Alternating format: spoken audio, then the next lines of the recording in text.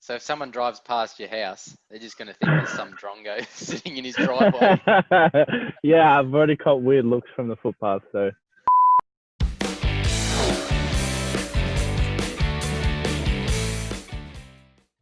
EziTorque is back for another week, and I've got James and Curtis with me. We've been keeping busy, working from home.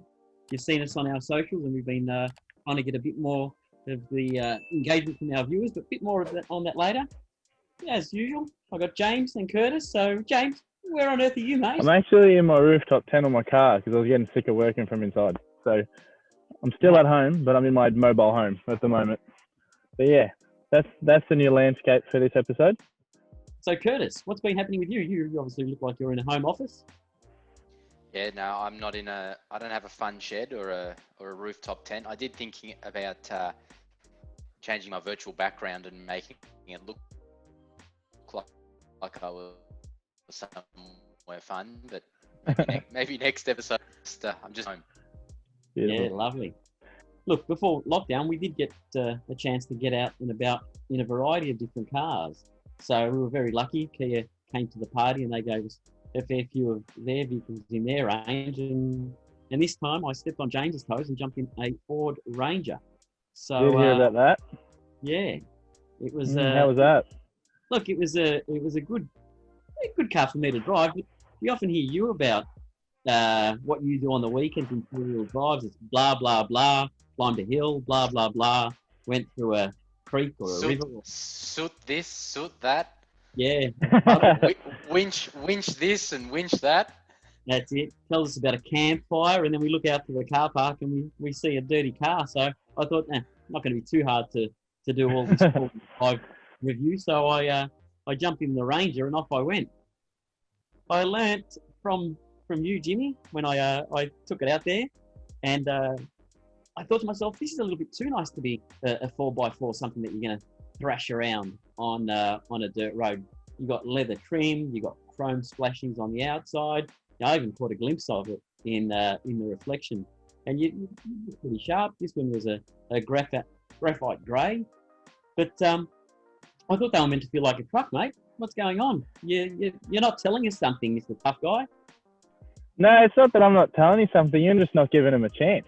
The modern day four-wheel drives and dual cabs have come a long way. So even like Curtis, who loves these little hatches, the new four-wheel drives, like I'm currently in a BT50 now, and they're unreal. The steering's light, they're comfortable, they drive well. Yeah, I think you're not giving them a shot. But I'm glad you took the Range for a drive. No, I was in the 4-cylinder, and surprisingly enough, it delivers more power than the 3.2 litre that they used to have. There's a little bit of that diesel noise that you can hear, but not annoying in any way, shape, or form. And even tyre noise, like it was on it's standard tyres, whatever Ford put on it, but it was quiet. It wasn't, it just didn't thunder in the vehicle, so it was quite nice to drive like that. They've got a few other little features. I mean, you probably heard about them. Like there's a safety stability system for when you're towing. The towing safety stability control, I don't do much of that, but I know for a fact that the new Rangers come with a rear diff lock, which I'll talk about I think I've talked about when buying your next dual cab. Like that's a given. You can't go forward driving if you don't have I mean, you can, but it's going to be rough. I was going to say, so for a novice like myself, so if a rear diff lock is so recommended when you're going off road, why would not every four-wheel drive have one? So a lot of four-wheel drives, you got your different ranges. So obviously the easiest off the top of my head would be your Hilux. You got your Hilux, the Workmate, then you got the whole range of 4x2s, and you got 4x4s, and then you got the SR, the SR5 and upwards. From the top of my head, from the SR5 upwards, you pay a little bit more, but they come with a rear differential lock. And for people that don't know how they operate, is that when you've got two wheels spinning without a differential lock, when one wheel will spin and the engine cuts power to the other wheel, so you're going to get stuck. So with a rear differential lock, it locks it, and no matter if one wheel's in the air, if one's in a softer spot, they'll just spin at the same time. So it's paramount. But, you know, like my BT50's got a rear diff lock, and I wouldn't take it off road if it didn't have one.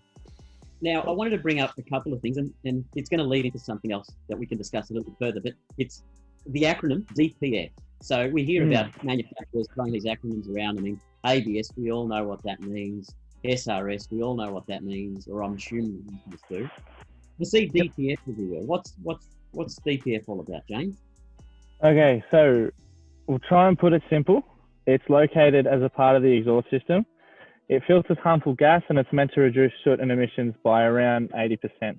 But there's 3 ways that they burn off. You have an active, when you're not driving, on the highway, you're not driving on the freeway, and your exhaust temperature isn't super high. So it actually injects a little bit of fuel into the DPF system, and then has you usually sit around 60 kilometers or just over 2,000 revs, which increases the heat of the exhaust of the DPF, and it actually burns off the build-up of rubbish inside the exhaust, or the emissions and the carbon and the soot. There's passive. So passive is, you won't even notice it. The DPF light won't turn on. You'll be on the freeway and it'll just burn off because your your EGT is actually high enough. It's around, I can't remember how many degrees it was, but it's hot enough for the actual DPF to start to burn off. And then you got a third, and which is what you don't want to happen. There's a forced burn off, and this happens.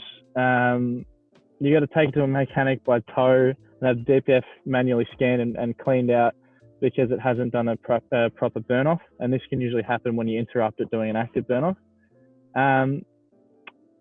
What stops a normal regeneration that ends up causing those forced DPF burn offs are like short, frequent journeys that don't heat up the exhaust enough to do a burn off. You got to turn in a DPF car. You got to make sure your oil is low ash and low sulfur grade. Otherwise, that prevents the excess buildup inside the actual filter. If you have any problems with your EGR, your exhaust gas recirculation system, or your fuel systems, they can cause faults in the DPF. And funnily enough, you actually need at least a quarter of a tank to do a burn off. So if you don't drive with more than a quarter of a tank around, you're actually going to cause more damage to your DPF because you can't burn off the emissions inside the DPF because it needs fuel to inject into it. So that's a basic explanation of a DPF. They are pretty controversial in the four-wheel drive industry because Hilux and I think there's another dual cab they got called back. Oh, the Prado, the Hilux, a lot of Toyota's DPFs had to get called back because they're actually setting the cars on fire. But they're taking that into consideration now, and they're definitely upgrading them. And now with exhaust systems, you can get high flow DPFs, and they're good for the environment. I'm not a huge fan of the DPF, but it is what it is. It's the law. So it's a simple explanation of a DPF. Yeah, thank you for that, mate. Oh well, we better get James to stop there then before he gets himself into any more trouble and says things that he shouldn't about DPFs. So that's plenty about four-wheel drives. I know I've learnt a lot. One thing I did want to mention to you guys and to everyone watching before we sign off that this week we've actually launched our EasyWay Car Club logo, which you'll see come up. Probably it'll be on the screen beside me, or maybe that way. I'm not sure how we'll edit it this way. One of the ways. We've launched our new logo this week, so that we've now got a little bit more of an identity. Let us know what you think of the logo, and now you got something new to look at from the car club, and maybe over time we might even. I know James is pretty keen to look into some merchandise, but one thing at a time, shall we? So look out for the new logo, and make sure, as always, I'll do my bit and make sure you follow us on social media, on our Instagram and our YouTube channel, and you can stay up to date with everything that's going on. So over to you, Nick, and you can round us out. Yeah, well, thank you for joining us, and thankfully Curtis took over on the socials there because I always manage to make a meal of those. James, good to hear from you and filling us in all about. We hope our viewers enjoyed our ramblings on about the Ford Ranger, four-wheel drives, and everything that comes with them. And we look forward to seeing you next time. Thank you for watching. Beautiful. Thanks, Catch guys. you.